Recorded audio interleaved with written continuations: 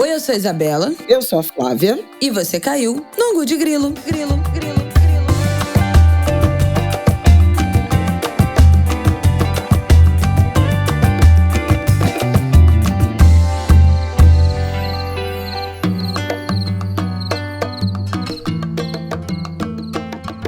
Olá, Angulers!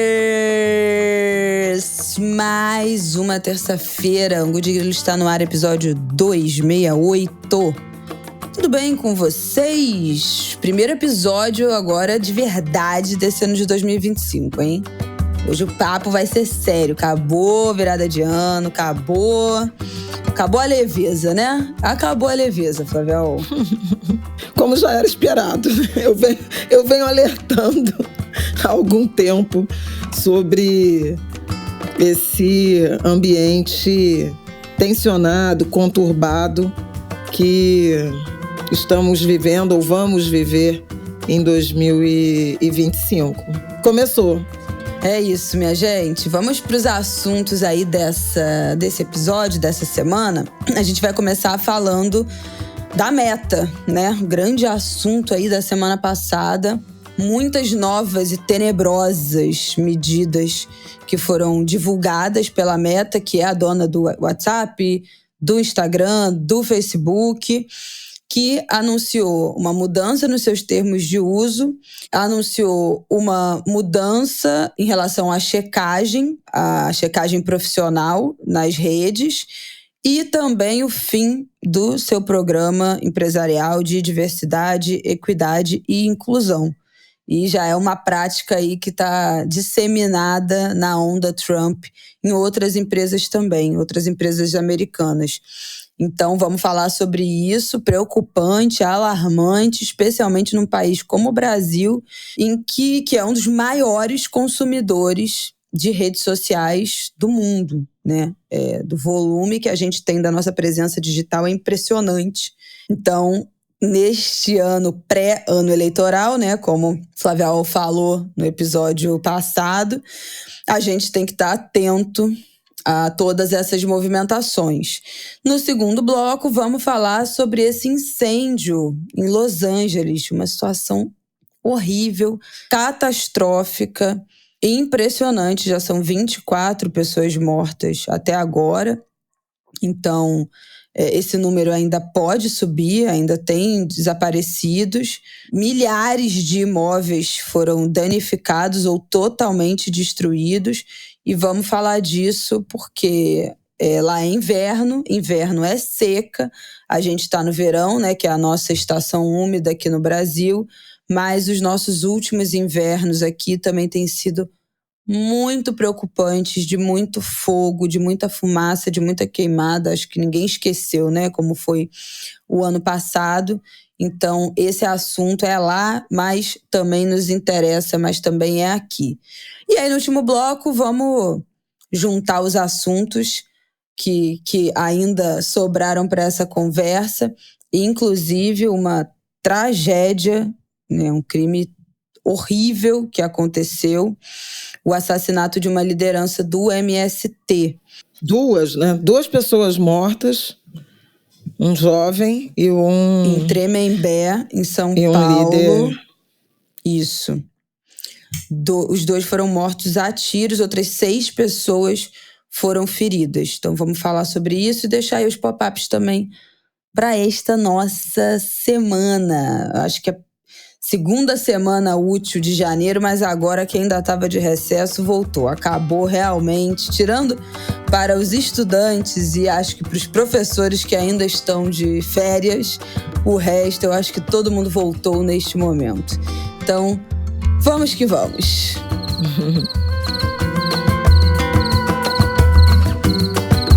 Bom, vamos começar falando dessa história da Meta e aí eu vou voltar um pouquinho aí na semana passada para ir na ordem cronológica. Vocês sabem que eu gosto da divulgação, né, desse novo ecossistema de permissividade que a Meta resolveu instaurar, né, liberar, afrouxar ainda mais.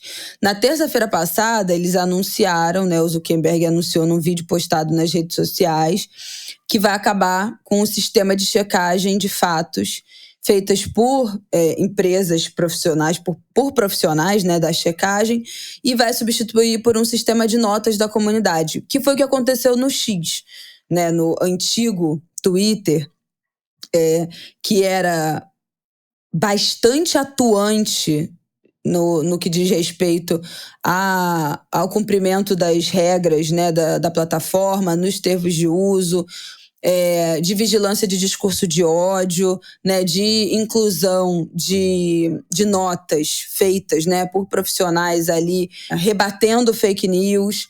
Isso foi tão forte, era tão forte no Twitter, que o Trump chegou a ser banido da plataforma. Né? Não sei se vocês lembram que o Donald Trump não tinha mais Twitter, que ele foi o principal agente, né, de governo que catapultou o Twitter a uma plataforma oficial de comunicação de governos. Ele fez isso lá quando ele entrou na presidência, né, lá atrás, no primeiro mandato. E o Twitter era a rede social dele principal de comunicação como presidente, né? A rede social principal de governo. E isso foi reverberando para outros governos, para outros órgãos oficiais no mundo inteiro, inclusive aqui no Brasil, né? O Twitter foi colocado numa posição de importância que acabou virando também uma plataforma oficial de divulgação de instituições, de órgãos governamentais, de prefeitos, né? De defesa civil, de companhias de luz, de água, enfim. Todo mundo, quando precisa, inclusive as empresas privadas, né, canais de reclamação oficial também de empresas privadas. Então, todo mundo, quando tem algum problema, o Twitter acabou virando esse canal oficial de comunicação. E o Trump tinha sido banido do Twitter por discurso de ódio, por divulgação de fake news. Quando o Twitter foi comprado pelo Elon Musk e virou o X, né, o Elon Musk, que é apoiador, súdito do Trump declarado, a conta, né, foi reinserida. A conta do Trump voltou para a plataforma. E o X mudou completamente, né, o que o Twitter tinha em relação a essas políticas, não só de checagem, mas também de controle de discurso de ódio na plataforma. Virou um grande pode tudo. Pode disseminar ódio, pode discurso LGBT-fóbico, pode discurso xenófobo, pode tudo, né? Virou um grande pode tudo. Tanto que, né, acabou suspenso aqui no Brasil por mais de um mês. Isso vocês lembram da história lá com aquele enredo longo com Alexandre de Moraes. Bom, então a Meta anunciou, né, que seguiria os passos do Twitter, do X, tirando esse sistema de checagem profissional e substituindo por um sistema de notas da comunidade que qualquer pessoa pode ir ali e incluir uma nota sem que aquilo também tenha compromisso com uma checagem verdadeira dos fatos e que aquilo seja de fato verdade. Então, essa foi a primeira coisa.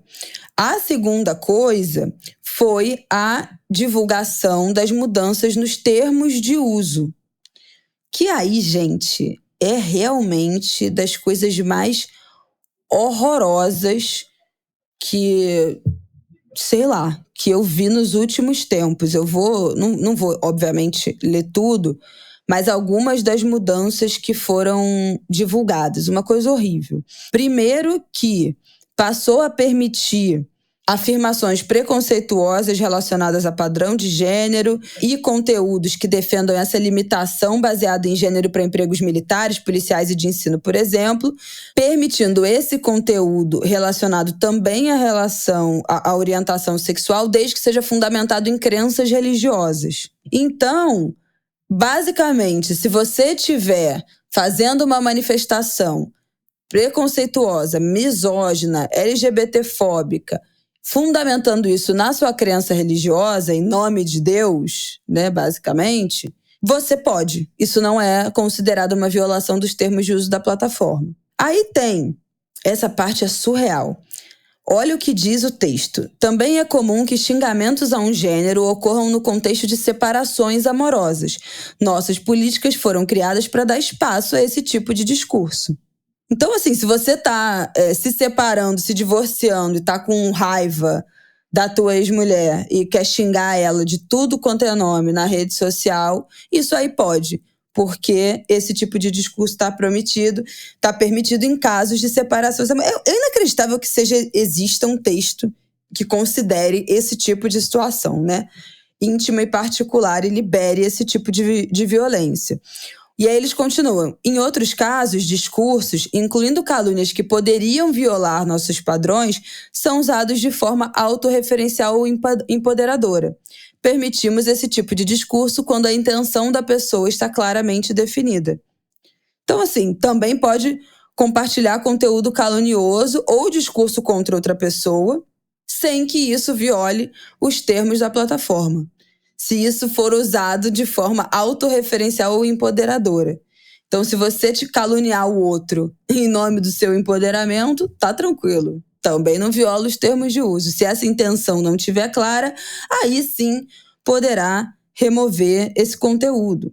A coisa mais absurda de todas: permite alegações de doença mental ou anormalidade quando baseadas em gênero ou orientação sexual, considerando discursos políticos e religiosos sobre transgenerismo, que é como está escrito, né, na tradução, e homossexualidade, bem como o uso comum e não literal de termos como esquisito. Ou seja, você pode alegar que uma pessoa doente mental ou anormal, que uma pessoa LGBTQIAPN+, é doente mental ou anormal, sem que isso seja classificado como termos de ódio. É inacreditável, porque assim, em 1990, a OMS retirou a homossexualidade da classificação internacional de doenças, né? Isso foi uma luta gigantesca da população LGBT, inclusive a mudança, né, da forma como a gente fala de homossexualismo para homossexualidade, porque o ismo é o sufixo de doença. Então, a forma como a palavra existia também foi modificada por conta disso.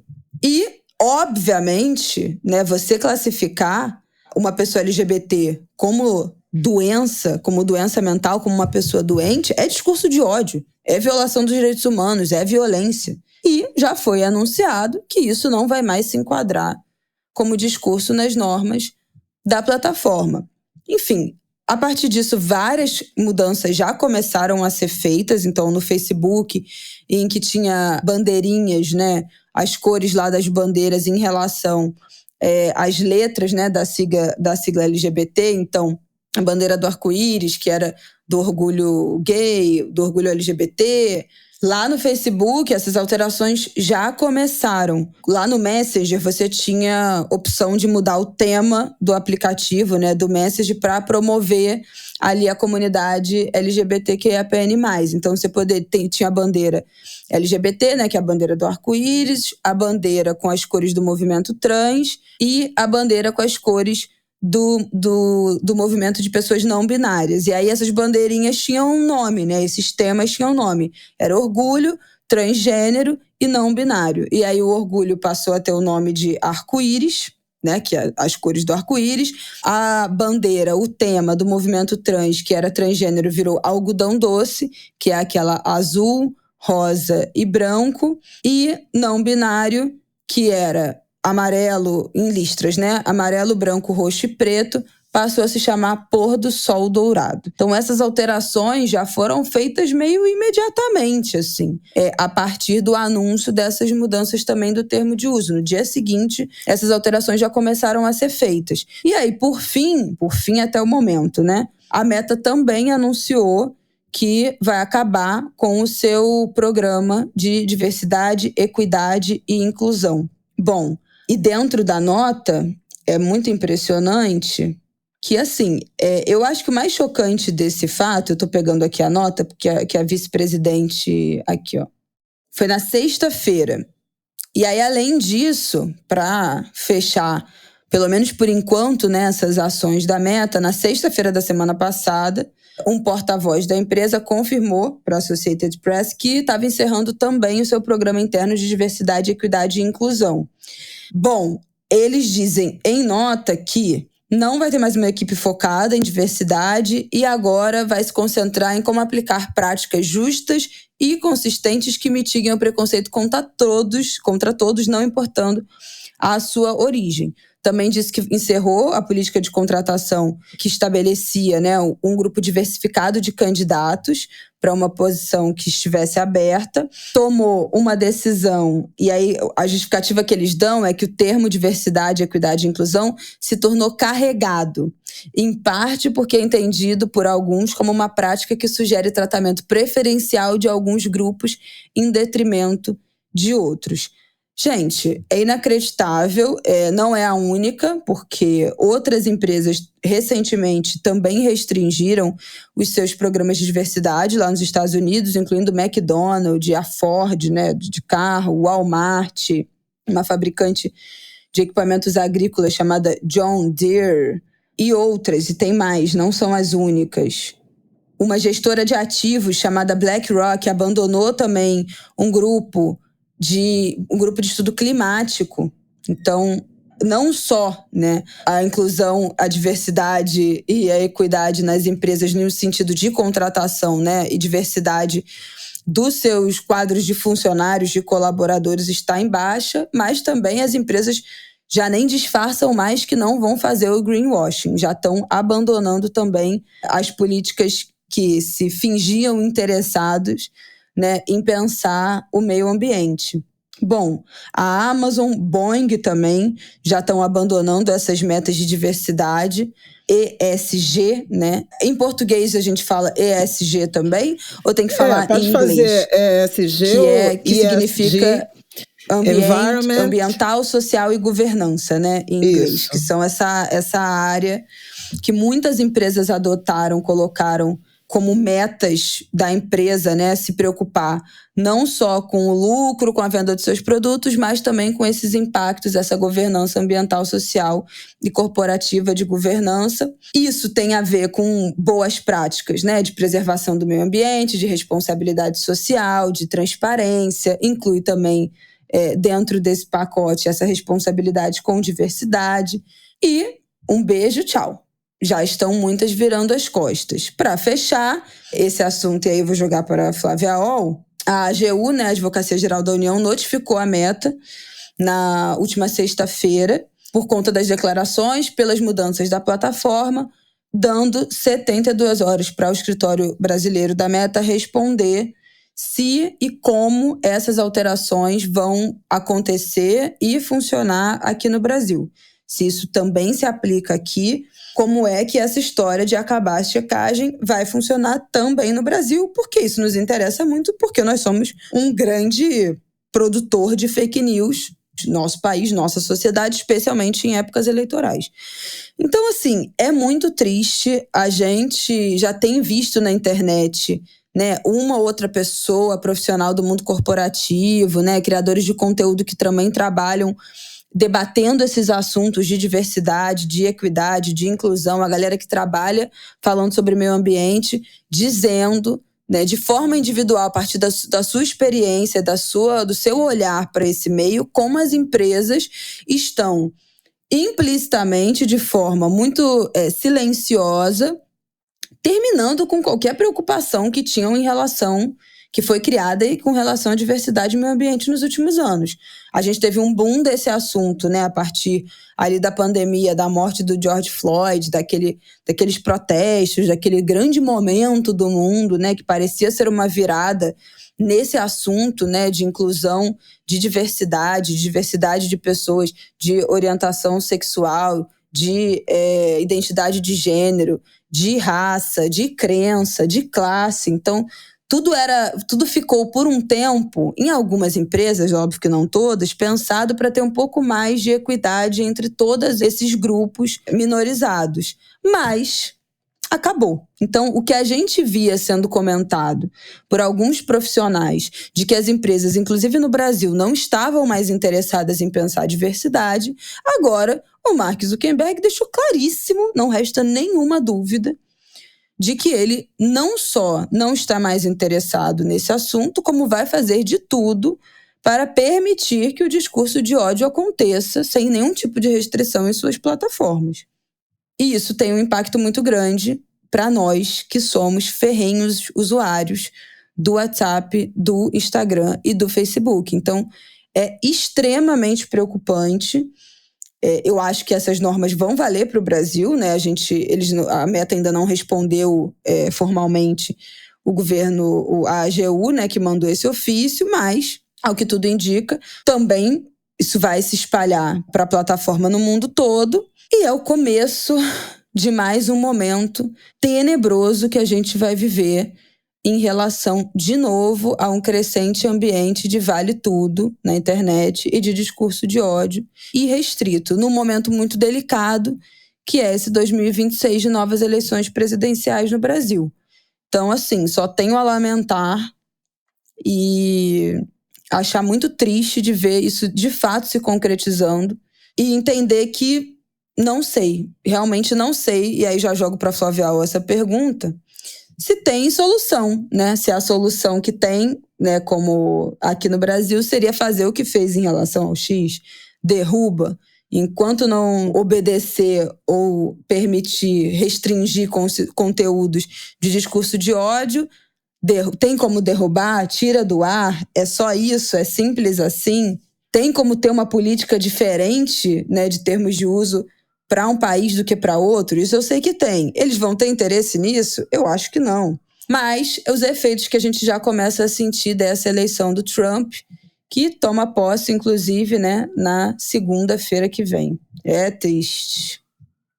Pois é, estamos em contagem regressiva, né, para a volta de Donald Trump à Casa Branca, consagrado, né, não somente no colégio eleitoral, né, com os delegados dos estados americanos, mas também pelo voto popular, né? Eu acho que é importante a gente chamar atenção para esse momento em que, diferentemente da eleição de 2016, em que ele disputou com Hillary Clinton, ganhou no colégio eleitoral, mas perdeu no voto popular, dessa vez não foi assim. Então, significa que houve uma adesão maior, né, a esse projeto político-ideológico. Então, esse é um ponto. Outro ponto é essa guinada, né, da Meta na direção a esse pensamento político, mas não só em relação a um adesismo, digamos, somente ideológico, político ideológico na direção de Donald Trump, de Elon Musk e tudo mais. É também e isso está muito bem explicado num artigo que a Nina Santos, do Alafia Lab, pesquisadora nessa área de redes de informação, de desinformação, de redes sociais, uma querida amiga também, e aí a gente pode compartilhar na sinopse, é que também demonstra uma disposição de enfrentamento regulatório e, portanto, institucional, alinhado ao governo americano em relação a outros países.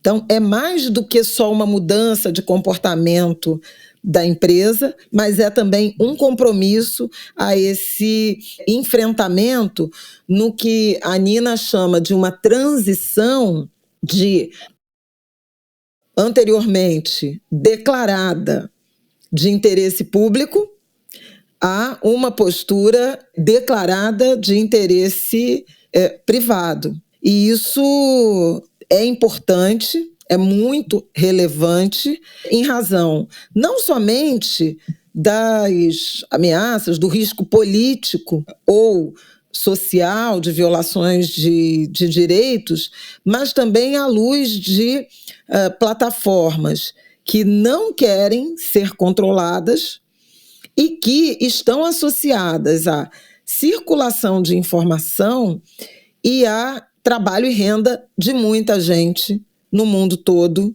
inclusive no Brasil.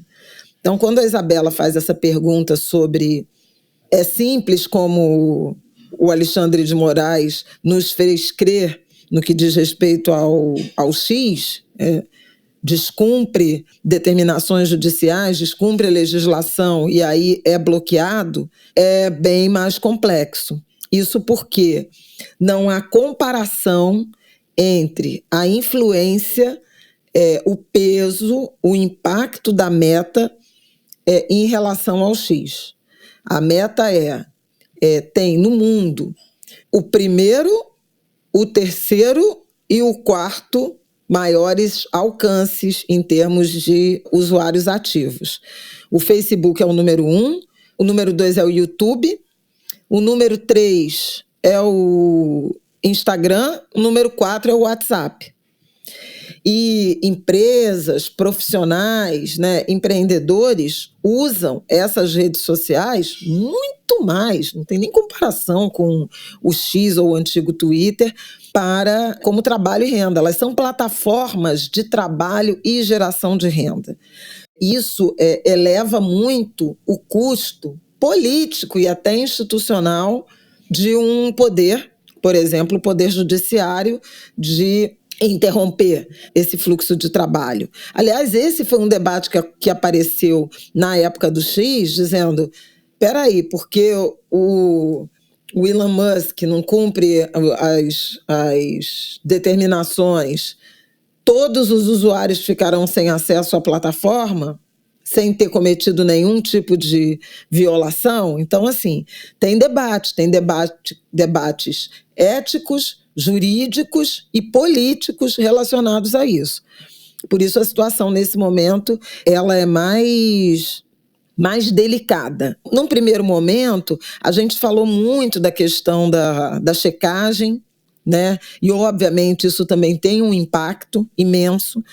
Muitas agências de fact-checking foram criadas ou se estruturaram a partir dessa parceria de moderação e de avaliação de qualidade ou de veracidade de conteúdos produzidos nas redes sociais. A decisão da Meta, né, do Mark Zuckerberg, ela pode afetar, inclusive, financeiramente e, portanto, também um mercado que se profissionalizou em torno disso.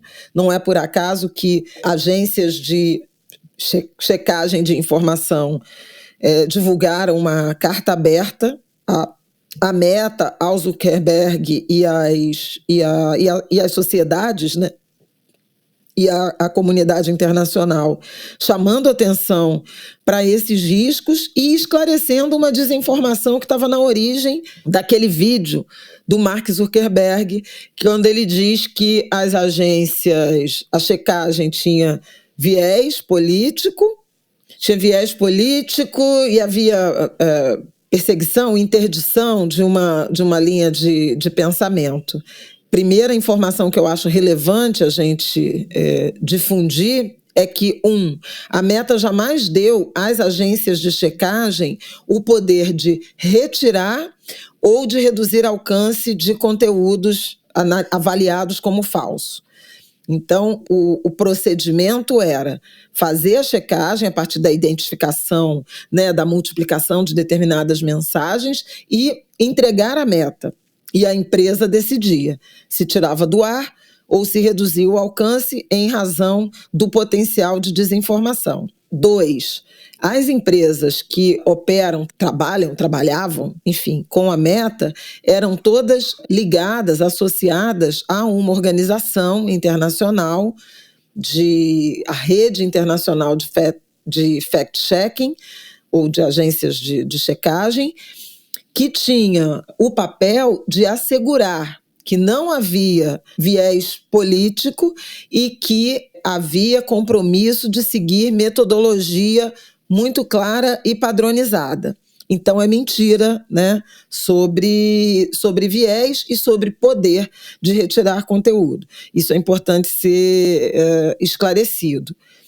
A substituição por E isso eu conversei com a Cristina Tartaglia, que é fundadora da agência Lupa, opera aqui e lá, né, no Brasil e lá fora, com a Natália Leal, que também é a CEO, né, da agência Lupa, entre outras, a Taina Lon, da Aos Fatos. É muito preocupante, inclusive, não só o rompimento, né, a ruptura, mas também a ruptura com essa mensagem de que haveria um viés político e ideológico na atuação das agências, inclusive na direção de produzir um colateral de ataques, né, desse campo. É preocupante em várias dimensões. A substituição do modelo de checagem, né, terceirizada pelo modelo de notas, né, comentários de comunidade, ele não atende o interesse público por informação verdadeira, confiável, porque, veja, primeiro depende de um ou mais, né, ou pelo menos um usuário, internauta dessa rede, identificar um conteúdo falso e se ocupar de gratuitamente produzir esse esclarecimento. Depois ele vai precisar ter adesão de outros para ganhar relevância. É claro que, do ponto de vista da lucratividade, da permanência na rede social, isso interessa, quer dizer, teoricamente, se a responsabilidade passa a ser do usuário, quem se dispuser a isso dedicará mais tempo, né, de navegação, de acesso, de conexão com essa rede. Além disso, não há nenhum tipo de garantia de que esse indivíduo ou esses indivíduos estão usando os métodos mais recomendáveis de checagem e de esclarecimento. Então, vira uma grande Babel, extremamente perigoso. Outra dimensão é a dimensão da violação de direitos civis, de direitos fundamentais. Isso é gravíssimo. Só um PS falando aqui das notas da comunidade, porque quem tem ainda o X, né, ou quem esteve nos últimos meses, antes e depois da suspensão, com certeza já viu alguma nota de comunidade que estava errada, que era uma zoeira ao post original, ou que era uma informação, uma resposta e uma nota irônica em relação ao post original, ou que era uma nota confirmada, sacanagem, tipo assim, falando que um meme, notório meme, era verdadeiro. Então você basicamente escreve o que você quiser. Muita gente usa de zoeira, né, as notas para fazer piada de um conteúdo, para zoar se o conteúdo é verdadeiro ou falso e tal, no tom de piada. Mas, com certeza, e aí eu não vou poder dizer porque eu ainda tenho o aplicativo do X, mas eu não entro nunca. Eu entro assim uma vez na vida, outra na morte, ou quando eu quero pesquisar alguma coisa lá na Lupa, ou na história lá da Fernanda Torres, né? Eu entrei porque a galera tava toda lá também comemorando. Então, assim, raramente entro. Mas se isso ainda não foi usado de forma calculada, né, friamente, para reiterar uma fake news ou para criar uma nota que disseminasse fake news, né, a partir de um conteúdo, isso já, se não foi feito ainda, já vai começar a qualquer momento. E eu acredito que já tenha sido feito, porque tenho vagas lembranças de notas que disseminavam que estavam incorretas, propositalmente incorretas. Então você tem a liberdade de escrever ali o que você quiser. E aquilo, se for aprovado, viraliza, né, toma uma proporção enorme junto com o post original. Então, só esse parêntese, que as notas já não estão sendo usadas no X com a seriedade e o propósito, né, pelo qual elas existem. Então, assim, o negócio já começa muito mal. Quero voltar aqui no que eu mencionei, né, do artigo da Nina Santos, porque ela aponta 4 pontos centrais na decisão da Meta. E aí é um pensamento bem organizado, eu acho bem interessante compartilhar. A gente já comentou o afrouxamento das regras para moderação de conteúdo, especialmente as relacionadas às questões de imigração e de gênero. 2, o fim das parcerias com checadores de fatos e a adoção da lógica das notas de comunidade, em que as próprias pessoas, de acordo com seus critérios pessoais, podem comentar sobre a suposta veracidade ou não de um conteúdo. Acabamos de comentar isso. 3, ajustes algorítmicos na distribuição de conteúdo, especialmente o político, com impactos ainda incertos. 4, ataques à imprensa tradicional. Também é uma dimensão quando a gente vê que, crescentemente, as pessoas declaram que se informam por redes sociais. E tá aí o WhatsApp, né, gente? A gente está falando do Facebook, do Instagram, do X, mas ainda tem esse grande mistério, né, que é o WhatsApp, porque não é de visibilidade pública. Então, tem um complicador. Voltando à questão dos afrouxamentos para as regras de moderação do conteúdo, especialmente questões de migração, de gênero, de orientação sexual, de identidade de gênero, eu acho isso desesperador, e vou repetir uma palavra que falei na Globo News, a partir inclusive do uso dela pela Natuza Neri. Infame, né? A gente está diante da infâmia.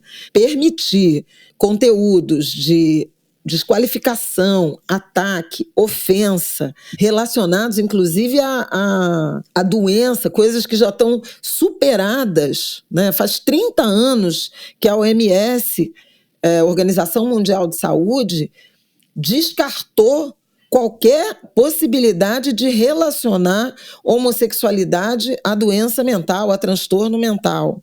Quer dizer, é um retrocesso do tamanho de um bonde. E é infame porque autoriza, a partir de convicções políticas e crenças religiosas, o ataque a minorias. E aí eu repito também o comentário que fiz na Globo News e que viralizou no fim da semana passada, que esse deveria ser um alerta para todos nós, porque uma minoria em risco, uma minoria ameaçada, significa risco para toda a humanidade ali na esquina, no momento subsequente. A história nos mostra isso. E é absolutamente inadmissível que, tendo avançado em direitos fundamentais, em direitos civis, em princípios de igualdade, de isonomia, a gente permita que um agente privado, com interesses financeiros e político-ideológicos, assegurem, implementem o retrocesso. Isso é inadmissível. É importante que as pessoas, sociedade civil, população, usuários, se levantem contra essa infâmia.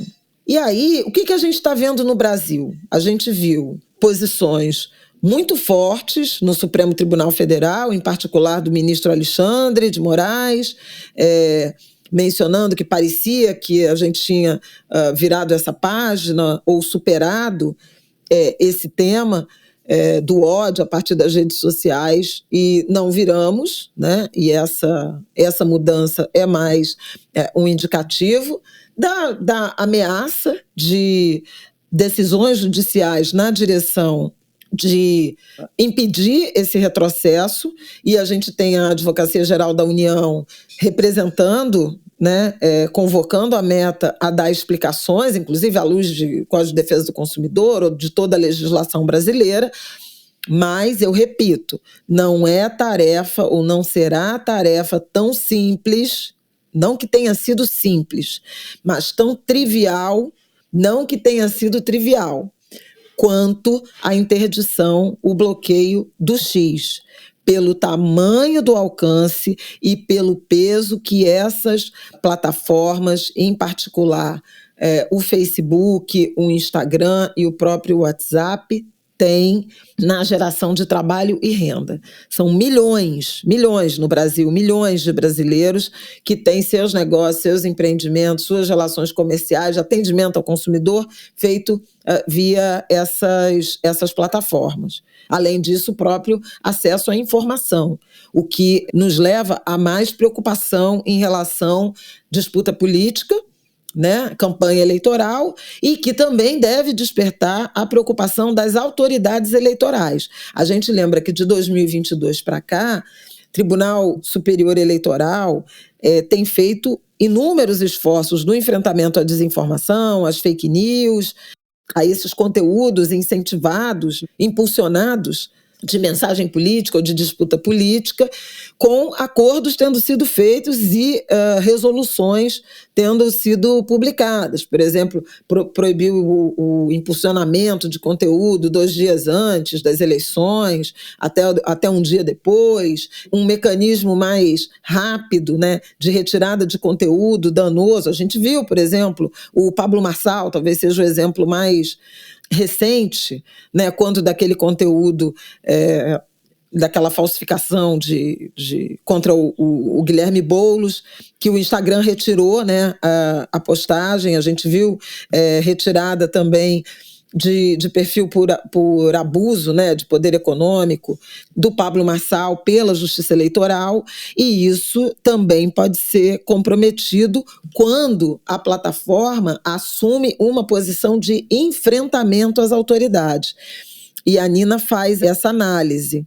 Se ainda restava alguma dúvida, ela escreve: o anúncio de Zuckerberg, somado às ações de Elon Musk, comprova que as Big Techs são atores políticos ativos, orientados a defender seus próprios interesses e visões de mundo e não o interesse público. Então, isso é muito grave e as instituições da democracia precisam estar atentas, no Brasil e no mundo. A gente viu uma reação forte na União Europeia.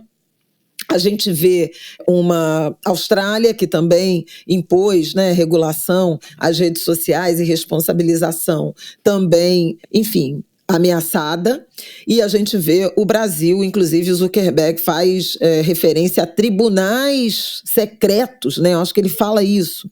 Tribunais secretos da América Latina, numa referência indireta, mas nem tanto, né? Quase direta ao Supremo Tribunal Federal do Brasil. É super importante, então, o posicionamento dos 2 poderes, executivo e legislativo, ou executivo e judiciário, e lembro que Lula convocou uma reunião com um staff de governo, o ministro das Comunicações, o futuro ministro da SECOM, né, o Sidônio Palmeira, que assume nesta terça-feira a função que antes cabia a Paulo Pimenta, representantes do Ministério da Justiça, da AGU, como eu já mencionei, e da Controladoria Geral da União. Essa reunião foi na sexta-feira da semana passada e dela saiu essa decisão de interpelar a Meta, e o prazo termina nesta segunda. Então vocês vão receber um angu que ainda não está atualizado em relação a se e de que forma a Meta respondeu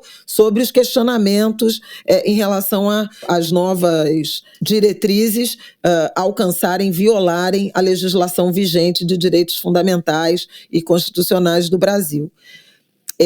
Mas tem uma perna aí que está faltando, e é o legislativo. E ao legislativo brasileiro tem interessado esse ambiente de vale tudo e de deturpação do que significaria liberdade de expressão, muito em linha do que entendem Donald Trump e seu campo, Elon Musk e seus aliados, e agora a Meta. Então, é muito grave. A gente viu nos últimos 2 anos tentativas de aprovação do arcabouço legal ligado à regulação ou à responsabilização das redes sociais por conteúdos de ódio, criminosos. E veja, não é só sobre disputa política ideológica, é sobre apologia à violência, sobre injúria, sobre infâmia, sobre ataques, sobre crimes de ódio, sobre pedofilia, sobre, enfim, sobre intolerância religiosa, racismo religioso. E é curioso como eles permitem, né, nas novas diretrizes, liberam, afrouxam, né, a modulação, a moderação, de acordo com crenças, né, viés político, ideológico e religioso. E é interessante também porque você destampa a intolerância religiosa, a perseguição a partir de convicções religiosas, não só de uma religiosidade autorizada e compartilhada por eles, porque tem extremismo religioso de toda tendência, perseguindo todo tipo de pessoa, todo tipo de gente que professa qualquer tipo de crença. Então é muito perigoso. E aí a gente tem visto o Congresso Nacional no Brasil sabotar a ideia de regulação. Nós vimos isso em 2023. Parecia que o projeto de lei de regulação e de responsabilização das redes sociais, das plataformas digitais, se encaminhava para ser aprovado, e ele sofreu um ataque brutal. Nós temos edições do Angu que tratam disso, seja do campo bolsonarista, né, da extrema-direita no Congresso Nacional, seja de atuação das próprias Big Techs. Houve até decisão judicial que obrigou, por exemplo, o Telegram, né, a divulgar uma mensagem dizendo que interpretou indevidamente a legislação, o projeto de lei. A gente lembra do Google, que você botava regulação e encaminhava para uma espécie de manifesto. Na página principal do Google ficou, embaixo da barra de pesquisa, como a regulação pode afetar o seu uso do Google, da internet, não sei o quê. Assim, uma coisa inacreditável, o lobby que foi feito nessa época. Vergonhoso, assim, indecente. Então, assim, é tudo muito grave.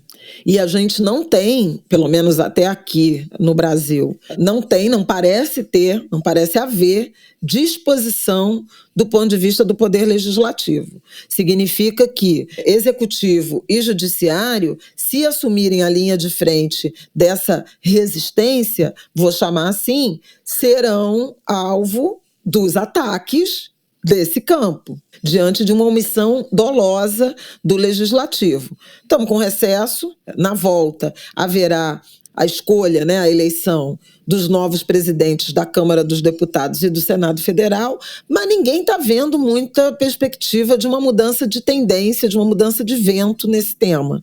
Então, isso torna mais importante, mobilização da sociedade civil. E aí eu destacaria a ANTRA, né, que já anunciou que vai interpelar judicialmente por conta da transfobia, né, explícita nas novas diretrizes da Meta, e a própria associação, entidade, né, a Carta dos Checadores, entre outras organizações ligadas a direitos humanos e proteção de minorias, defesa dos direitos de minorias ou de maiorias minorizadas nesse enfrentamento. Vai ser preciso, de fato, uma aliança robusta, né? E muita gente falou de abandonar as redes, trocar, que nem aconteceu no X e no Blue Sky e no Threads, mas isso não é, volto a dizer, simples como parecia simples no caso do X, porque a relevância, o alcance, o peso, o tamanho dessas empresas ligadas à Meta são muito maiores do que o X do Elon Musk, e há muita vinculação de trabalho e renda. E aí também a gente, no episódio do X, comentou isso no Angu, né? Sobre esse excesso de dependência, excesso de vinculação de nossas histórias, memórias, conteúdo e, eventualmente, trabalho e renda para essas empresas privadas que têm o direito de fazerem o que quiserem, né, no momento em que desejarem. Então, é, de novo, um convite a essa reflexão. Além disso, há especialistas que acham que abandonar as redes sociais é a solução? Não.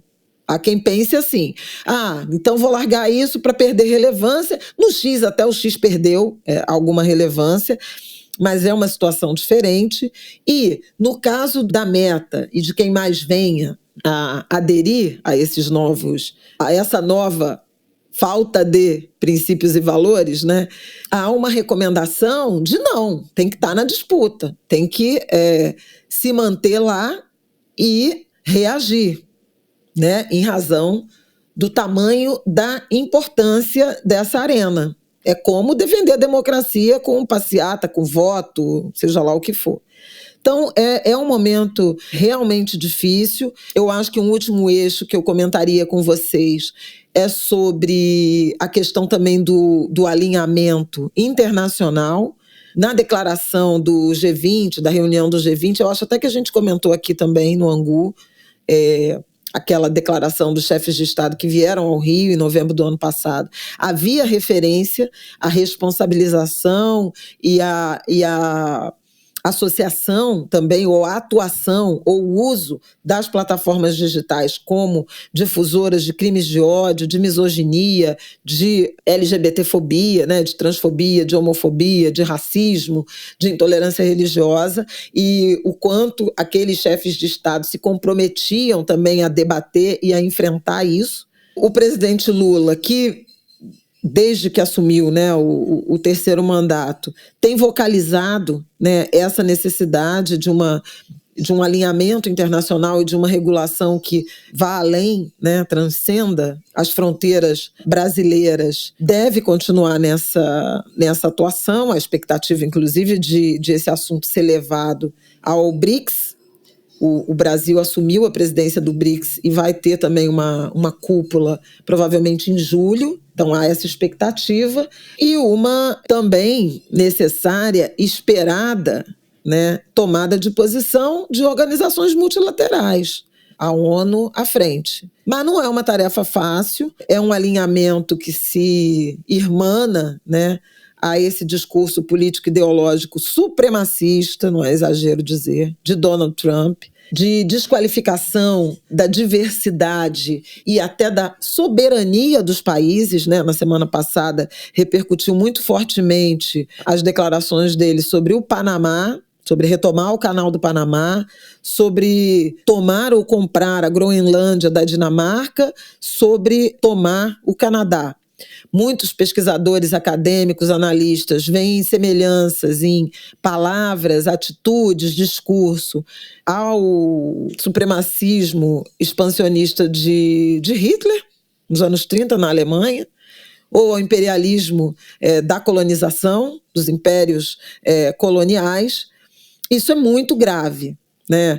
Ainda que não deva resultar na prática, em anexação de territórios e tudo mais, mas isso consolida na opinião pública americana, no eleitorado, essa visão supremacista, de que os outros países não importam, de que soberania, fronteiras, autoridade sobre o próprio território é uma questão relativa, né? E na medida em que esse pensamento ele se espalha, e aí isso está acontecendo em outros lugares do mundo, bom, o Putin, né, com a Ucrânia, o próprio posicionamento de Israel em relação à Cisjordânia, entre outros, né? A Síria, Israel em relação à Síria, tem vários exemplos, mundo afora. A própria China, né, em relação a território, Taiwan, por exemplo. Enfim, é muito preocupante a multiplicação, a difusão desse tipo de discurso, por mais que num primeiro momento as pessoas considerem isso é ridículo, isso é risível. É risível num primeiro momento, mas ele vai consolidando novas visões de mundo. E ter essas plataformas digitais como base, elementos de difusão desse tipo de ideia, de aceitação, de estímulo a esse tipo de debate, é muito preocupante. Então, é um momento de muita atenção, de muito alerta e de cuidado redobrado em relação aos conteúdos que se recebe e que se dissemina, às vezes, de boa fé. É isso. Para encerrar, eu só queria reforçar como eu acho surreal que tudo isso aconteça a partir das posições político-ideológicas e crenças de um único dono, né, de um conglomerado de empresas desse tamanho. Eu acho incrível que, durante o tempo em que o Zuckerberg achou que era lucrativo, interessante manter programas de diversidade, né, inclusão, acabar com o discurso de ódio, isso foi feito, e a partir do momento que ele decide que não quer mais, acabou. Né, em que as empresas não têm absolutamente nenhuma autonomia, ainda que, obviamente, né, tenham outros diretores, né, deve ter um conselho, deve ter um monte de penduricalho de gente que não decide rigorosamente nada, né, que estão submissos, submetidos aos caprichos de um homem que é dono, né, não vou nem dizer de metade da internet, de mais da metade, né? Quais são as outras plataformas que chegam aos pés dessas três? Acho que só o X e o TikTok. E o YouTube. YouTube. Então, é isso, assim. O Google também já esteve melhor das pernas, vamos combinar. Então, assim, como tudo fica na mão de um único cara, né? Não pode, deveria ter uma regra que não pode terminar com a área de diversidade, equidade e inclusão. Não pode terminar do dia para a noite com esses programas. Mas enquanto para ele estava bom, ótimo. Quando deixou de ser vantajoso, e eu, tipo assim, acordei com o ovo virado, ele pode, numa canetada, terminar com tudo. E aí estamos todos, né, os milhões de usuários da plataforma, suscetíveis a essas transformações. E aqui no Brasil eu acho que é ainda mais preocupante, porque foi o que minha mãe falou. A renda de muita gente depende das redes sociais. A gente tem um mercado publicitário que é completamente dependente do Instagram, mais do que tudo, completamente dependente. Tanto as pessoas que fazem publicidade, quanto as empresas que contratam, né, que divulgam as marcas, né, seus produtos, né, na rede social. Tanto os profissionais autônomos que divulgam seu trabalho pelo Instagram. Agora, enfim, o TikTok tem um boom muito grande no Brasil, mas não chega nem aos pés ainda, eu acho, né, do Instagram. Tamanho do público, da diversidade de público que tem, apesar do crescimento do TikTok, não são comparáveis ainda. E também, quando a gente está falando especialmente do WhatsApp, porque eu consigo vislumbrar assim, se o Facebook e o Instagram acabarem, acho que tem uma migração natural para o TikTok, né? Pensando nesse formato vídeos curtos, reels, né? Consumir ali um conteúdo, um vídeo de um criador de conteúdo, são plataformas que conversam entre si, apesar de bem diferentes, mas que conversam. Mas o WhatsApp, o que a gente vai fazer? O WhatsApp é a ferramenta principal de comunicação da população brasileira. As pessoas têm chip de celular que não tem ligação, não suporta ligação e nem SMS. É um chip que só funciona o WhatsApp. Que não tem internet para você entrar no site, que não tem internet para você pesquisar uma coisa, que só suporta rede social, que só tem WhatsApp, não faz ligação. Os planos mais básicos, né, pré-pago de celular, é a internet para essa comunicação básica que é o WhatsApp. É o canal oficial dos governos, é onde os idosos se comunicam, né? É onde virou o trabalho, o atendimento de trabalho de muita gente, o lugar de trabalho, né? O espaço virtual de trabalho de muitas empresas. Então, o que você faz quando a gente está falando do principal meio de comunicação dos brasileiros? Ninguém mais tem telefone fixo, nem todo mundo tem celular com linha de ligação. A gente é completamente refém do WhatsApp. Então, mas a gente já viveu sem WhatsApp? Com certeza, a gente pode voltar a viver sem WhatsApp. Mas é uma transformação muito grande. E não foi de uma hora para outra também que o Brasil inteiro passou a se comunicar pelo WhatsApp. Demorou muitos anos, né? Para o telefone fixo cair em desuso, para todos os públicos, inclusive os idosos, aprenderem a estar ali também nessa rede. A ferramenta de áudio do WhatsApp é uma ferramenta extremamente inclusiva também, porque tem pessoas que não sabem escrever e se comunicam com áudio no WhatsApp, né? Que se comunicariam antigamente com ligação e hoje em dia nem todo mundo tem um número que receba ligação. Então, como é que a gente faz para desatar esse nó de uma coisa que a gente é completamente refém? Porque lá fora, em muitos países, inclusive nos Estados Unidos, as pessoas usam muito, por exemplo, o iMessage, que é o SMS do iPhone, né? como se fosse o aplicativo de mensagem do próprio iPhone, como se fosse um SMS. Então as pessoas não são tão reféns do WhatsApp como a gente é aqui no Brasil. Então, assim, é muito complicado. Eu entendo e vejo uma possível migração, no caso, e rápida, tá? No caso da gente acabar com o Instagram, com o Facebook, uma migração para o TikTok, beleza. Mas o WhatsApp, eu acho que é realmente o buraco mais embaixo de toda essa história, no nosso caso aqui brasileiro, em que a gente é completamente dependente dessa ferramenta, dessa plataforma. Vocês veem o caos que fica quando o WhatsApp sai do ar. Você não consegue contatar uma empresa, você não consegue contatar sua família, você não consegue falar com um profissional que você tem, não consegue falar com ninguém. Então, assim, isso é o que realmente me assusta muito e me preocupa demais nessa história. O quanto a gente virou refém dessas plataformas para a nossa comunicação básica do dia a dia. Básica. É isso. Vambora pro nosso segundo bloco para falar de Los Angeles. Bom, vamos falar aqui da situação de Los Angeles. Nesse momento, pelo menos 24 pessoas já foram declaradas, confirmadas, 24 mortes.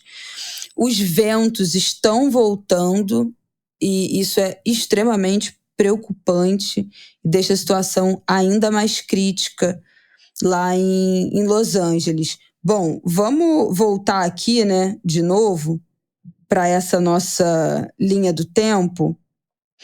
Bom, tem alguns pontos, 2 pontos principais que foram o começo desses incêndios, que foi na área de Palisades. Como é que fala, Flávia? Eu não sei. Eaton e Pacific Palisades. São as áreas em que os focos iniciais de incêndio... Tá bom, meu inglês? Que são os focos iniciais de onde os incêndios começaram logo depois do Ano Novo. O Departamento Florestal, enfim, os dados de imagem satélite informaram que essa área de Pacific Palisades começou 10h30 da manhã de terça-feira. Foi tirada uma foto de satélite nesse horário, mostra o primeiro foco de incêndio e uma nuvem de fumaça. Então, portanto, tem uma semana, de quando vocês estarão ouvindo aí, como foi na terça, esse ângulo de grilo nessa terça 14. Outro ponto também crítico de começo de incêndio foi também na terça-feira, às 18h18, que é esse ponto em Eaton, que foi detectado também na terça-feira passada, 8 horas depois, um pouco mais tarde. É uma área que tem muitas trilhas para caminhada e 2 grandes linhas de transmissão. Não se sabe, até então, se essas linhas de transmissão tiveram alguma influência no começo desses incêndios, mas a grande questão é que o fogo se alastrou muito rapidamente, uma velocidade assustadora. Então, as fumaças, começaram nessa área de Los Angeles, que é uma área nobre, Eu acho que isso que, enfim, causa um estranhamento em todo mundo, porque a gente está, infelizmente, pela desigualdade do mundo inteiro, acostumado a ver essas grandes catástrofes, desastres climáticos em zonas pobres, em áreas pobres, em subúrbios, em periferias, de população que não tem, os seus direitos atendidos, que são eventualmente abandonados pelo poder público. E aí, a partir disso, o que a gente também já trata aqui muitas vezes, relacionado também ao racismo ambiental, são os primeiros impactados por essas catástrofes climáticas. Mas o fato é que essa área, esse Pacific Palisades, onde aconteceu esses focos quando estão acontecendo, esses focos de incêndio, é uma área muito nobre, do lado ali de Malibu. que todo mundo sabe que é uma área onde os famosos, os milionários, têm as suas mansões. Inclusive, muitos famosos milionários tiveram suas casas absolutamente queimadas. Paris Hilton perdeu a casa inteira. Ela gravou um vídeo, a casa dela acabou, não tem mais nada. Ben Affleck também, acho que é o Anthony Hopkins também. Então, vários atores famosos, multimilionários, foram muito impactados.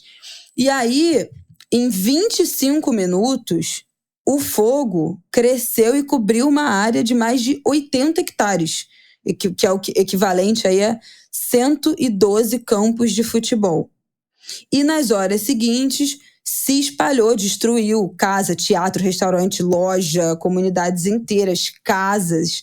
Em 2 dias, o incêndio já estava chegando a quase 7.000 hectares e outros pontos, né, também com o fogo se alastrando muito rapidamente. Então, quais foram as principais condições que levaram a esse incêndio se alastrar tão rápido? Bom, o que a gente já fala, né, aqui no Brasil muito? O clima seco. Então, o que é a primeira coisa que foi um grande indicativo que pode ter feito com que esses incêndios se alastrassem muito rapidamente? A seca. Mas não só isso. Em 2014, foi um período de muita chuva, né? Com a quantidade muito grande de chuva, a vegetação cresce muito. E depois, com uma seca muito forte, então, essa região, né, da Califórnia, de Los Angeles, teve um período muito chuvoso, associado ao El Niño, em 2024. Depois, um período de seca muito forte. Então, essa vegetação cresceu muito, né, nesses morros, nessa área que crescia, né? Não estou falando do jardim da casa das pessoas, mas nesses morros de vegetação, a vegetação cresceu demais. Depois veio uma seca muito grande. Então, todo esse mato, toda essa vegetação ficou muito seco. E uma mudança muito brutal de um clima muito úmido para um clima muito seco. Isso é a primeira coisa. Então, são as condições, infelizmente, perfeitas para essa propagação de incêndios florestais. Bom, os ventos e esse incêndio também foram alimentados por uma tempestade de vento, que é uma coisa surreal que aconteceu ao mesmo tempo e que fez com que o fogo se alastrasse muito rapidamente. Teve uma tempestade de vento muito forte, vento quente e seco, que tira ainda mais umidade dessa vegetação e que passou com em alguns momentos, em alguns lugares, mais de 160 km por hora de vento, no meio de um incêndio. Tem vídeos, gente, que são aterrorizantes, que parece... Imagina um vídeo de um furacão que tem aquelas rajadas de vento junto com chuva, e aí você vê aquela rajada de chuva ventando, né, voando. E são as imagens dessa rajada, só que ao invés de chuva de água, é chuva de fagulha e de vegetação queimada e de fogo. Então, esses focos se alastraram muito rapidamente, porque esse vento de mais de 100 km por hora estava jogando essas fagulhas e essa vegetação queimada, ainda pegando fogo, né? Não queimada e seca, mas ainda durante o incêndio, ainda pegando fogo em outras áreas. Então, isso fez com que isso se alastrou rapidamente. Essas tempestades também podem ter derrubado as linhas de energia de transmissão, o que também ajudou a incendiar a vegetação próxima, né? Que já estava muito, muito seca. O próprio fogo, né, carrega essa brasa. Então, não é só a vegetação já queimada que voa, também essa brasa, essa vegetação ainda pegando fogo em chamas que vão para frente. Então, algumas coisas podem segurar ali o ponto de fogo, mas não seguram essas brasas que estão sendo alastradas, que estão viajando, né, através do vento. E outra coisa, que essa região montanhosa, onde o fogo começou e se alastrou, também aumenta esse risco, né, de incêndio. Então, essa topografia, né, essas características geográficas das colinas, dos canyons, isso também ajuda a esse comportamento de incêndio muito extremo, muito difícil, dificulta muito a evacuação, né? Então, estradas muito estreitas nessas encostas atrapalham as pessoas que precisam sair e atrapalham o próprio combate ao incêndio, né? A gente viu, tem muitas imagens de helicóptero derrubando água por cima, porque é impossível você conseguir chegar perto de onde esse fogo está, né? Já que é uma superfície muito irregular, de difícil acesso, né? De ruas estreitas, não é numa grande avenida que você consegue chegar com um caminhão de bombeiro que seja. Então, é um combate também ao incêndio muito dificultado. Bom, a situação é terrível porque a previsão é que o vento continue. Então, não há ainda previsão para essa situação ficar um pouco mais controlada. A previsão é, inclusive, de um aumento explosivo dos incêndios por conta dos ventos. Então, até essa quarta-feira, dia 15, os ventos fortes vão continuar, as rajadas de vento vão chegar ainda mais fortes do que a semana passada e a baixa umidade, obviamente, vai permanecer, inclusive porque está tudo queimando. Então, eles têm falado, né, que esses ventos fortes, secos, é tipo um secador de cabelo. Então, aquilo alimenta a chama, né, e manda a brasa para até 3 quilômetros à frente da linha de combate. Então, quando você está tentando apagar o fogo numa linha, já tem brasa 3 quilômetros na frente dela. Então, esse vento quente, combinado com essa baixa umidade do ar, com um baixo nível de umidade na própria vegetação, que está toda muito seca, vai deixar ainda a situação muito preocupante, ainda mais caótica. Os ventos, a previsão, né? A gente está gravando na segunda, mas é que os ventos retornassem com muita força nessa madrugada de domingo para segunda, piorassem ainda na terça-feira. Então, assim, ainda sem previsão de quando essa situação vai ser controlada. Os canais internacionais, né? Estou acompanhando aqui o ao vivo, né? As atualizações ao vivo no site da CNN. E o vento está aumentando, já está ficando mais forte. Lembrando que Los Angeles, né, Califórnia, o fuso horário é anterior ao Brasil, então lá ainda é bem mais manhã. Aqui a gente já são 2 da tarde. 5 horas antes. Nesse momento, 5 horas antes. Isso, então lá são 9 da manhã. Agora a gente aqui 2 da tarde. Então esse vento já está aumentando. A situação vai ficar extremamente crítica.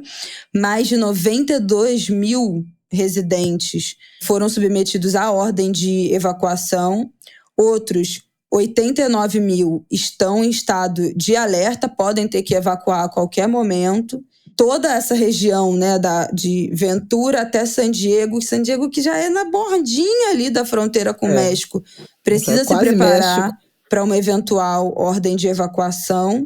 E esses 2 focos, Eaton e Palisades, são o segundo e o quarto mais destrutivos, né? Esse incêndio dessas 2 regiões, as mais destrutivas, segunda e quarta mais destrutivas na história da Califórnia.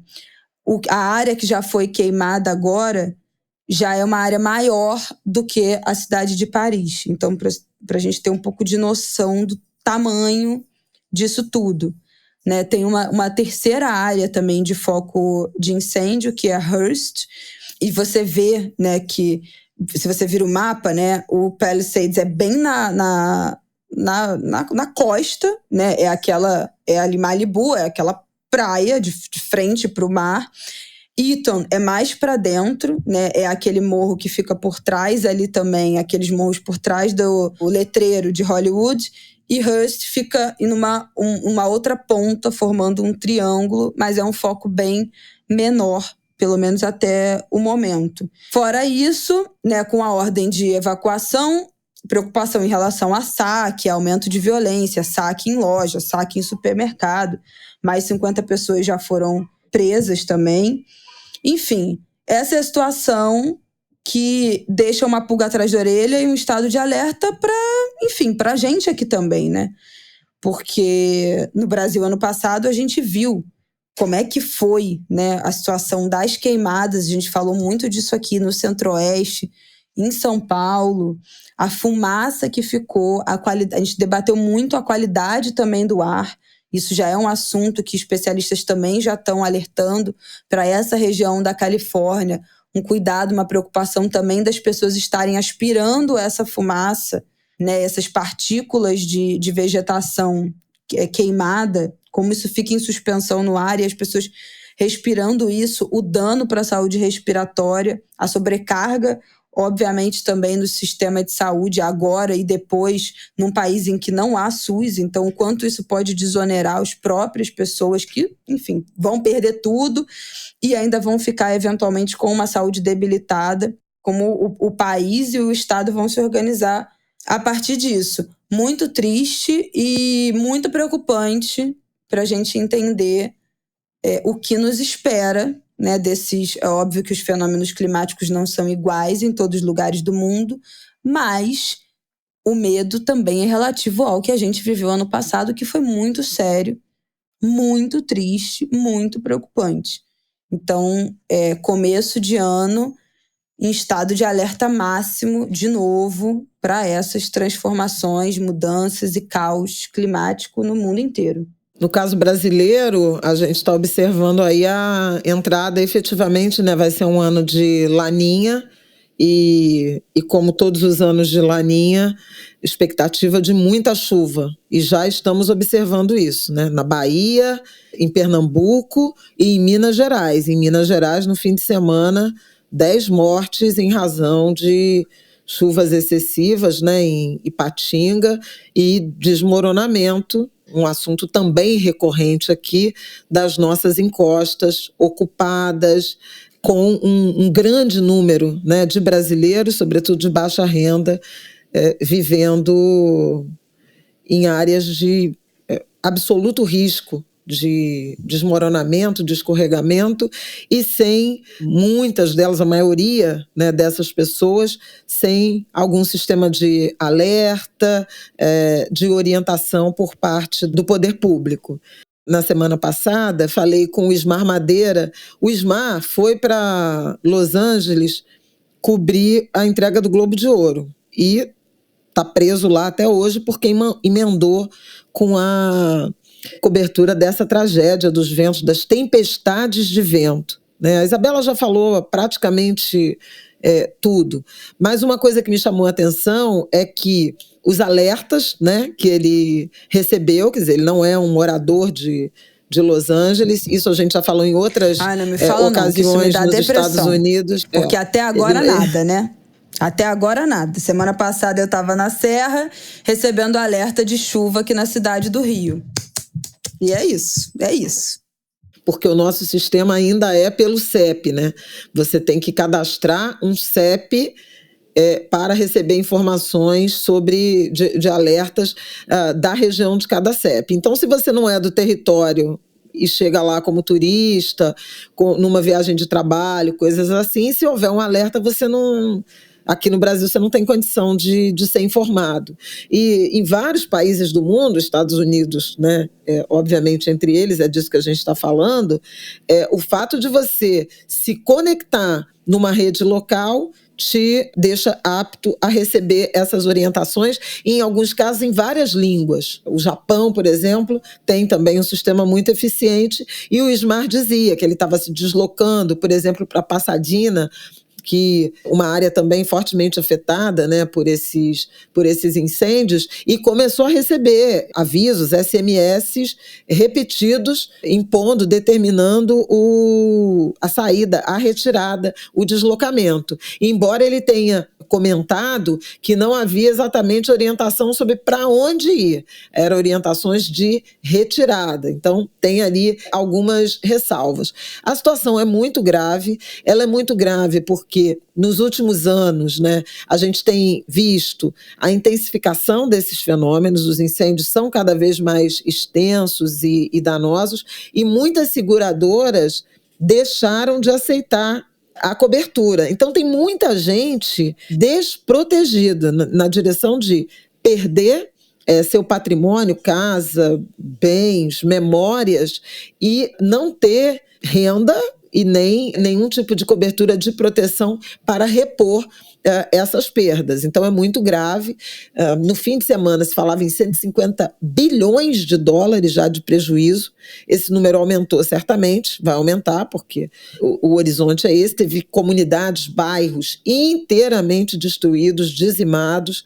A gente sabe muito sobre a situação dos famosos, porque são propriedades mais expostas, mas há, obviamente, muita preocupação com a população que não tem esse patrimônio, que não tem essas casas, esses carros, essa possibilidade de abrigo mesmo, com conforto. Temos visto, né, enormes acampamentos, nos moldes do que a gente viu aqui no Brasil, no Rio Grande do Sul, por exemplo, né, no ano passado, esforços de voluntários, de organizações da sociedade civil para produzir alimentos, né, preparar refeições para distribuição, porque, de novo, né, tem que ter esse tipo de pensamento. Essas pessoas não têm para onde voltar, né? Não tem onde cozinhar, não tem onde tomar banho, não podem voltar para casa. Algumas saíram com a roupa do corpo, algumas deixaram o carro para trás e fugiram correndo porque as estradas foram ficando obstruídas. Nós vimos também situação parecida em Portugal no ano passado, aliás, em 2 ou 3 anos anteriores. Isabela já mencionou no Brasil. A qualidade do ar, ou a má qualidade do ar, preocupa demais, né? Recomendação de uso de máscaras. Muita gente precisou sair também por conta da qualidade péssima do ar, e nós vimos isso aqui no Brasil, no Centro-Oeste, no Norte, até em São Paulo, no ano passado, em razão também das queimadas. No caso do Rio Grande do Sul, a gente viu esses esforços, né, de abrigo para essa população, de produção de alimentos e de acolhimento também de animais. Essa questão tanto dos animais domésticos quanto dos animais selvagens. No Pantanal, no Centro-Oeste, a gente viu isso. Onças, jacarés, aves que foram carbonizadas ou que ficaram profundamente feridos, né? Cobras, em razão... Então, assim, tem um impacto também ambiental imenso. Tem um impacto econômico imenso, e eu acho que também vale a pena. Eu tenho um amigo muito querido, um dos amores da minha vida, o Rogério Luiz, que mora nos Estados Unidos, em Los Angeles, há mais de 2 décadas, pelo menos 2 décadas, e ele chamava atenção para a preocupação com os homeless. Tem muito morador em situação de rua, desde a crise das hipotecas lá em 2008, essa população só faz aumentar. A supervalorização do preço dos imóveis é também um impeditivo. Aliás, a Califórnia vive uma espécie de êxodo para cidades menores do próprio estado ou até para outros estados, por exemplo, Arizona, por exemplo, Nevada, pela impossibilidade de pagar os aluguéis ou comprar ou pagar as hipotecas no estado da Califórnia, que está super inflacionado do ponto de vista do preço dos imóveis. Mas o Rogério me dizia que na Los Angeles County, né, a grande Los Angeles, tem 75 mil homeless, pessoas sem casa. Não são necessariamente pessoas que estão na linha, na área de risco do fogo, mas o vento e o frio alcança. E, obviamente, quando você tem uma paralisação de atividade econômica, de trabalho, de bico, inclusive de trabalho autônomo, essas pessoas são afetadas. E pouco se fala dos cuidados, da atenção, da assistência a essas pessoas. Tem alguns artistas de Hollywood montando também redes de apoio, com doação de roupas, tudo isso que a gente viu, né? Não, e só para complementar o que você falou das pessoas, né, em situação de rua, eventualmente o aumento dessa população. Exatamente. Né? Essas pessoas perderam a casa, não tem seguro, não tem para onde voltar, eventualmente vão ficar na rua, e o que existe de muito frágil de uma rede de proteção a essas pessoas, abrigo, comida, o pouco que se tem, vai se sobrecarregar ainda mais, né? A gente está no inverno, tudo bem que o inverno na Califórnia não é rigoroso, né, como em outros lugares, mas ainda assim. Então, como é que essa população que já estava nessa situação e como é que os responsáveis, né, vão lidar com essa eventual sobrecarga, né, desses sistemas de proteção, e se o aumento dessa população, se essa população vai aumentar, vai crescer a partir das pessoas não terem para onde voltar, não terem para onde ir, não terem o que fazer, né, depois desse fogo. Porque é isso, não foi só as mansões de Malibu que pegaram fogo e que queimaram, né? A Paris Hilton perdeu a casa e aí ela imediatamente compra outra. Não estou dizendo que perder a casa no incêndio é irrelevante, seja você famoso ou milionário, porque a casa não é o lugar, não é só um teto, né? É o lugar da sua subjetividade, é o lugar em que você vive, você cria suas memórias, isso é importante para todo ser humano, seja bilionário ou não. Mas não são só essas pessoas que foram afetadas. Ai, muito triste essa história. Nossa Senhora, e muito, muito preocupante mesmo. Horrível. Parte desse momento global, a gente está vendo, de fato, né, os fenômenos climáticos se intensificarem, né, em frequência, em intensidade, em poder destrutivo. Há um uso político, né, Donald Trump já está usando para atacar os democratas, para atacar o governador da Califórnia. Isso também está integrado ao ambiente de polarização e de disputa política intensa. Porque merece também a Califórnia observação. É democrata, né? Desde embora sempre. Exatamente. Então, esse é um ponto importante e é um ponto de alerta para o mundo inteiro. Afinal de contas, nós soubemos, né, na semana passada, que o planeta em 2024 ultrapassou aquele limite do 1,5 grau de temperatura média acima lá do período pré-industrial. Então, estamos caminhando numa zona de risco, né, do ponto de vista climático, né? A Organização Meteorológica Mundial confirmou, foi na sexta-feira, dia 10, que 2024 foi o ano mais quente já registrado, com base em 6 conjuntos de dados internacionais. Os últimos 10 anos estiveram todos entre os 10 mais quentes em uma série extraordinária de temperaturas recordes. Eu estou lendo o comunicado da ONU. A meta de temperatura de longo prazo do Acordo de Paris ainda não foi perdida, mas corre sério risco. Os anos individuais que ultrapassam o limite de 1,5 grau não significam que a meta foi ultrapassada, mas que precisamos lutar ainda mais para entrar no caminho certo. Temperaturas altíssimas de 2024 exigem ação climática pioneira em 25. Ação climática pioneira desejável com a liderança, o líder da maior potência global sendo um negacionista. Que durante a sua campanha falou que esse negócio de efeito estufa é fake news e que não tem nada disso, a gente vai soltar gás disruptor. Vai cavar, vai petróleo, Drill Baby Drill, aumentar a exploração de petróleo e gás. Anunciou que não terá nenhum compromisso com a redução e vai sair de novo do Acordo de Paris, né, para o qual o Joe Biden tinha retornado quando assumiu a Casa Branca em 2021. Então, assim, é realmente o começo do fim. É o fim dos tempos. Eu estou vendo gente de candomblé, né, falando de um ano de Xangô e Yansan. Vi uma postagem de uma IA falando vai ser um ano quente. Quente em todos os sentidos, né? E eu pensei muito nesse fogo, nesse vento, nessas dimensões de elementos que estão sinalizando, né, urgências.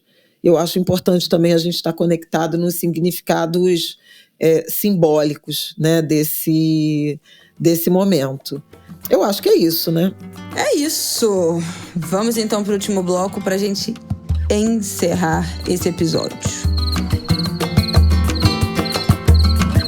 Bom, vamos deixar essa notícia muito triste e um pop-up para a gente acompanhar, enfim, os desdobramentos dessa investigação do assassinato de 2 homens no assentamento Olga Benário, em Tremembé, em São Paulo. Valdir do Nascimento de Jesus, 52 anos, e Gleison Barbosa de Carvalho, 28 anos, foram atingidos por tiros de madrugada, morreram no local.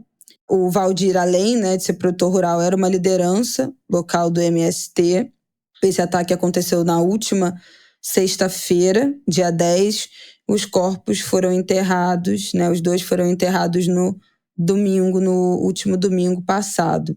Esse ataque deixou também 6 pessoas feridas, uma delas está em estado grave. Suspeito de chefiar o ataque ao assentamento foi preso no sábado. O delegado responsável pelo caso disse que esse homem que foi preso tem 41 anos e é apontado como a pessoa que chefiou o ataque. Ele foi identificado como Antônio Martins dos Santos Filho, conhecido na região pelo apelido de Nero do Piseiro. Eles conseguiram chegar até esse homem porque no momento da invasão esses criminosos não cobriram o rosto. Então, como ele já era conhecido na comunidade, foi identificado por vítimas que estão hospitalizadas e também por testemunhas, né, que presenciaram o crime. Ele foi detido e na delegacia confessou que participou do ataque.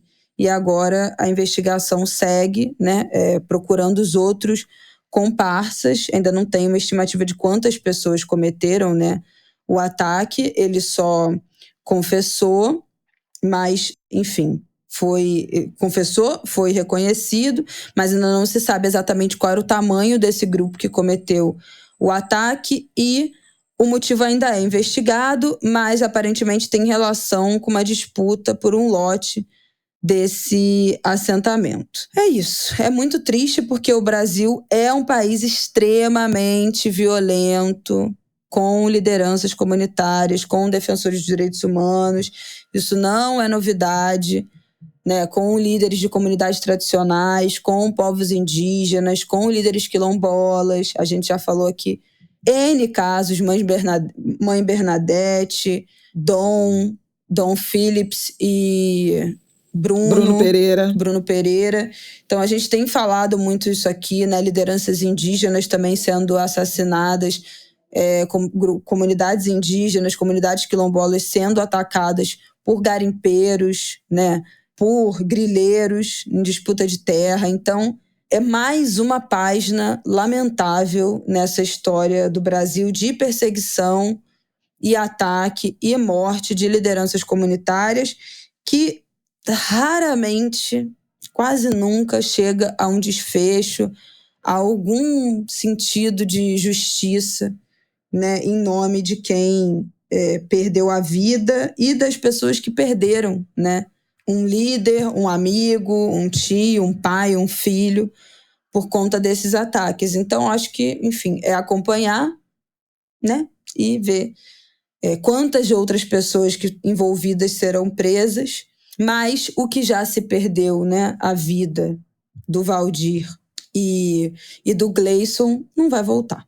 Então, mais um capítulo de Brasil. Brasil na veia.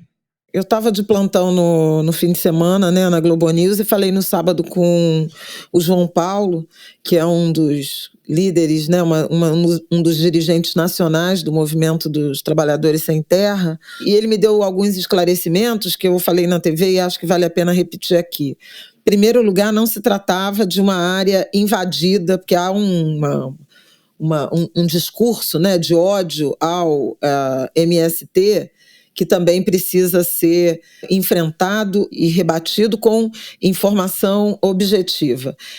Trata-se de um assentamento regularizado há mais de 20 anos, segundo ele, no ano 2000 pelo INCRA.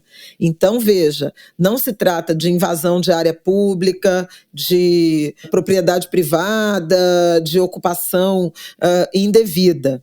E ainda que fosse, não justificaria, obviamente, um ataque, um massacre, homicídios, pessoas mortas e pessoas feridas, como aconteceu. Mas não se tratava. Então, era um território regularizado, formalizado, produtivo, né, de produção de hortifrutis e de gado, e que foi atacado por essas disputas fundiárias que alcançam o Brasil inteiro. E a Isabela mencionou a Mãe Bernadette, foi um exemplo muito preciso.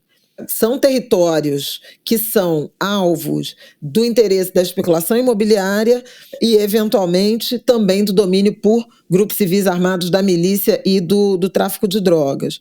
E parece ter a ver com isso também, esse ataque lá em Tremembé, a região Tremembé, Taubaté, né, que envolve esses municípios. Ela é relativamente perto do litoral de São Paulo, são áreas que são crescentemente valorizadas, e havia o assentamento Olga Benário, tem 46 lotes, 45 já formalizados e um último em processo de formalização. O pedido do INCRA foi que a área fosse registrada em nome do filho ou filha de um dos assentados que formou família e que se manteria no assentamento na comunidade. E houve interesses de pessoas estranhas a esse grupo de assentados de ocupar esse pedaço de chão, esse pedaço de terra. É uma tensão que já vinha se manifestando e se intensificando e resultou nesse ataque. Então, é de fato uma tentativa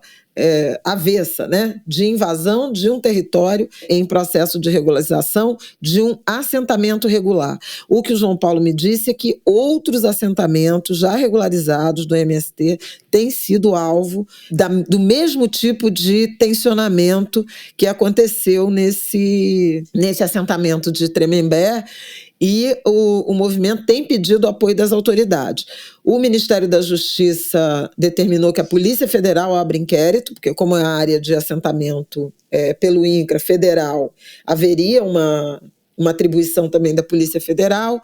Ministério dos Direitos Humanos ofereceu assistência e proteção aos assentados, óbvio, porque eles estão em risco, e o Ministério do Desenvolvimento Agrário também acompanha e manifestou repúdio.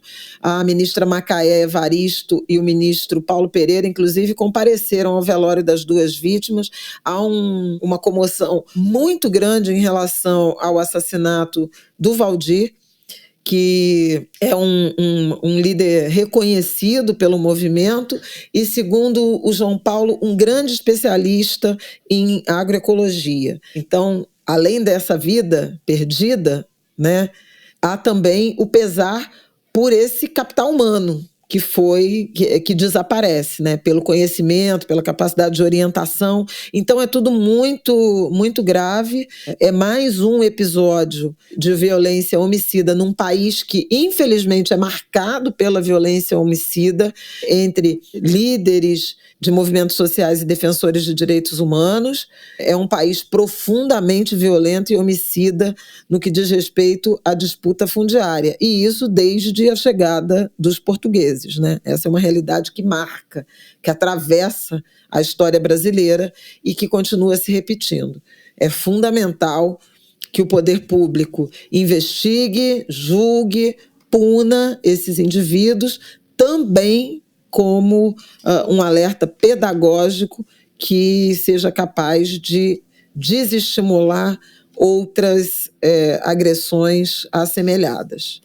É isso. Temos mais alguma coisa, Flavial, de deixar de pop-up? Muito rapidamente, que hoje segunda-feira, dia 13... as notas do Enem, é isso? O Lula sancionou, além das notas do Enem, o presidente Lula sancionou a lei que proíbe o uso de celular nas escolas, né? Legislação importante no Rio de Janeiro. Acho que a gente já falou disso aqui no Angu, né?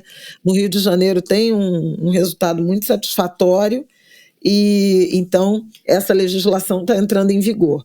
Eu acho que por enquanto é só. Deixar boa sorte aí para os nossos angulers que vão entrar aí no SISU, né? O SISU começa na sexta-feira. Inscrever a nota aí do Enem. Espero que vocês tenham ido bem. Espero que tenham ido bem na redação. E que consigam uma boa classificação aí no SISU. Ou no ProUni, ou no FIES, enfim. É isso, minha gente. E por fim, vou deixar um beijo. Um abraço apertado, todo o meu amor à minha filha, que faz aniversário nesta quinta-feira, dia 16, gente. Pra quem que ela vai falar? 29 anos, de Isabela Oliveira Reis, gente, famosa Bela Reis.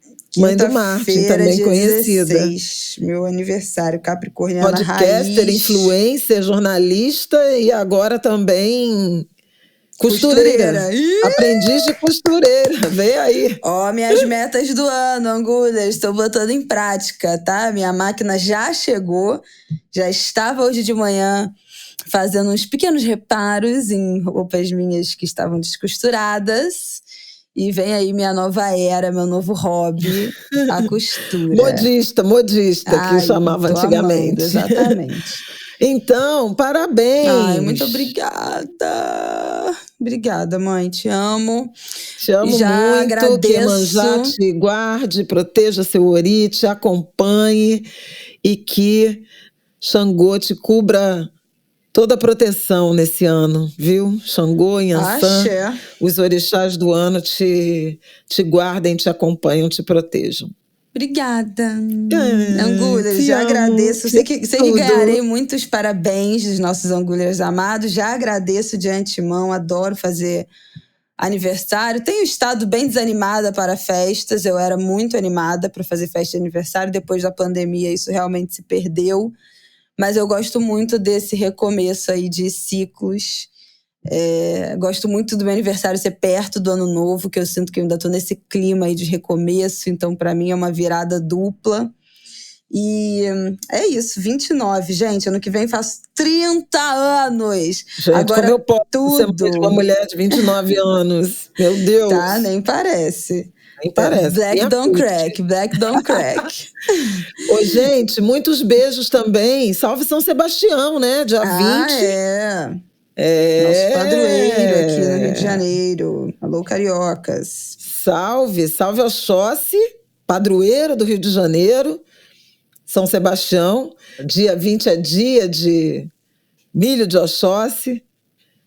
Feijoadas, festejos.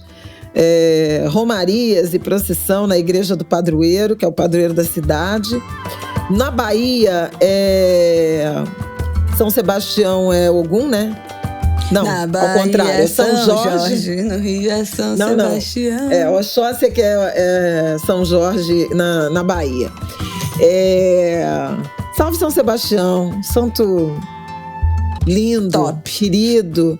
Salve Oxóssi, que é o provedor, que é o cara que nos dá instrumentos, ferramentas, possibilidades de sustento.